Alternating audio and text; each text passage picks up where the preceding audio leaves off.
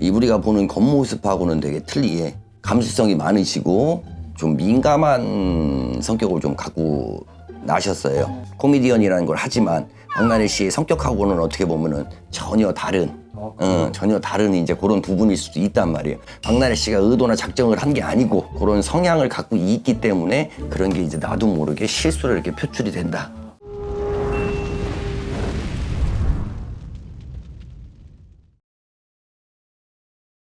안녕하세요. 네, 안녕하세요. 잘 지내셨죠? 네, 잘 지냈습니다.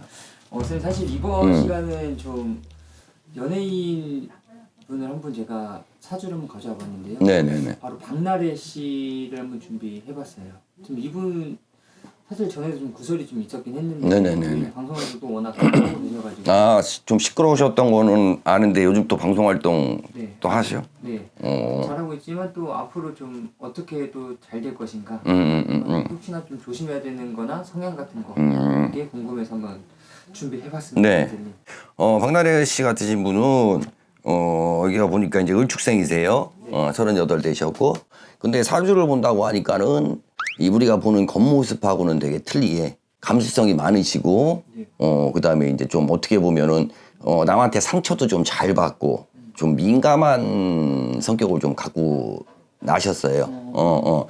우리가 어쨌든 간에 본인이 이제 그 희극인이나 그러니까 코미디언을 하고 그러다 보니까 이제 좀 이제 그런 경향은 있는데 이분도 사주를 보면은 결국은 본인이 자수성가를 해야 되는 사주는 맞아요. 본인이 노력한 만큼의 대가가 돌아오는 그런 사주를 갖고 계시기 때문에 자수성가를 좀 하셔야 되는 사주는 맞고 그 다음에 박나래 씨가 이제 좀 구설을 탔다든가 그 다음에 이제 사람들 입에 이제 어쨌든 간에 좀 오르락내리락 하고 했던 거는 박나래 씨 자체가 이제 성격이 제가 말씀드린 것처럼 조금 이제 감수성도 많고 그 다음에 좀 예민한 편이시고 그 다음에 나만의 그런 공상이라든가 이런 세상을 좀 좋아하세요.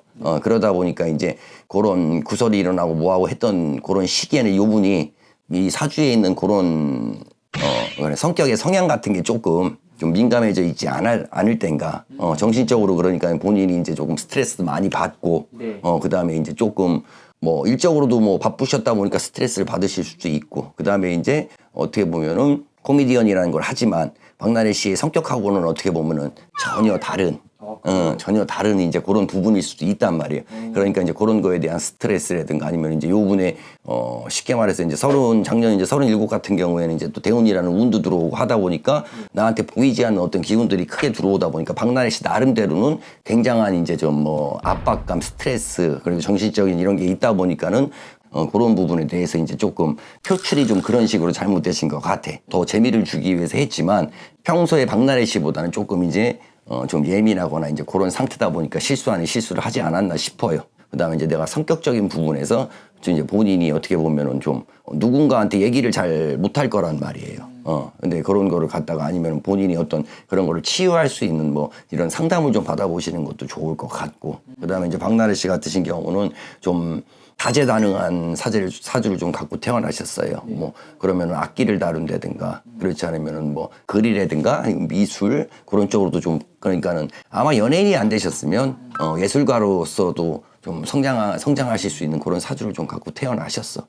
이 사실 이제 앞으로에도 궁금한데 네. 이제 뭐 앞에 사실 구설이 좀 있었잖아요. 네네네. 또 앞으로 또 구설 같은 게 있을 수도 있을까요? 예, 있을 수도 있죠, 당연히. 왜냐하면은 자꾸 이제 제가 성격적인 얘기를 부분을 하는데 이거는 내가 컨트롤할 수 있는 부분에 어떤 걸 좀 넘어가거든. 내가 타고난 그런 성향이라는 게 좀 있기 때문에 그러다 보면 이제 박나래 씨가 스케줄이나 막 바쁜 게 이런 게 있으면 하기 싫을 때도 되게 많을 거란 말이야. 어떻게 보면 억지로 짜내려고 하다 보니까 그런 이제 부작용 같은 게 좀 생겨난다. 그러니까 이제 그런 부분은 그런 엔터테인먼트나 이제 매니저 같은 분들이 그런 부분들은 좀 컨트롤 해주셔야 이제 그런 게 좀 없이 지나가죠. 근데 얼마든지 제가 봤을 때는 얼마든지 그런 일이 벌어질 수 있다. 근데 그거는 꼭 박나래 씨가 의도나 작정을 한 게 아니고, 그런 성향을 갖고 있기 때문에 그런 게 이제 나도 모르게 실수로 이렇게 표출이 된다.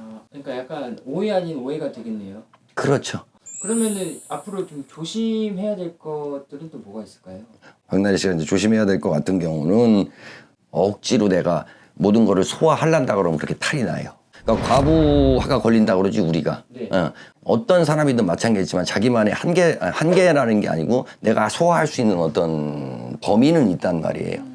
근데 이제 그 범위를 벗어나게 되면은 힘이 든다 이거죠. 그러니까는 그런 실수를 안 하기 위해서는 조금 이제 쉬는 기간에는 좀 쉬어줘야 휴식이 쉬는 시간에 좀 쉬어줘야 되는 휴식이 필요하고 그다음에 이제 너무 일이나 이런 게 오버가 된다고 싶으면은 그거를 조금 이제 좀 스케줄을 조정해서 좀 줄이는 부분이 필요하죠.